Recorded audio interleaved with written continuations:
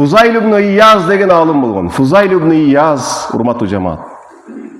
Өтө алым бул киши, дагы соодада жүргөн киши экен.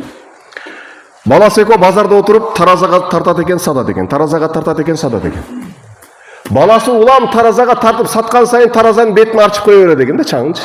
Мында колу менен, жеңи менен арчып коет имиш да, баласы. Кичинекей бала арчып коет имиш. Атасы бир күз өтөт, 2 күз өтөт, 3 күз өтөт.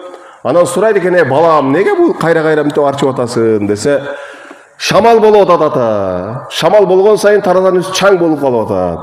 Бул таразанын үстүндөгү чаң бизден соода кылып товар алып аткан бир мусулмандын эсебине салмак болуп өлчөнүп кетпесин деп арчып коюп атам деген экен. Чаңды арчып коюп атамын деген кезде Fuzayl ibn Iyaz ыйлаган экен. Ыйлап туруп баласына карап: балам деген экен, сенин бул кылган ишиңди көрүш мен үчүн 2 жолу ажылык кылгандан 20 жолу умра кылгандан көрө жакшыраак деген экен. 20 жолу умра кыласың, балаң таразадан урат. Умранын не пайдасы бар? Бул деген сөз баланы жакшы тарбиялап койсо, ажылык кылбай койсо боло берет экен деген сөз эмес. Ажылык фарз.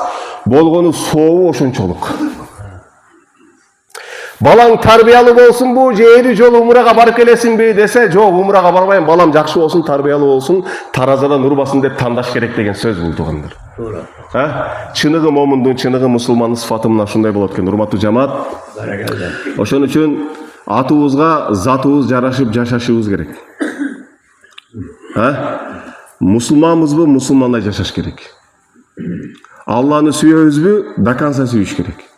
Пайгамбар алейхиссаламды сүйөбүзбү, айткандарын кылышыбыз керек. Колдон келишинче дин менен жашаган аракет кылайлы, сүннөт менен жашаган аракет кылайлы, туугандар.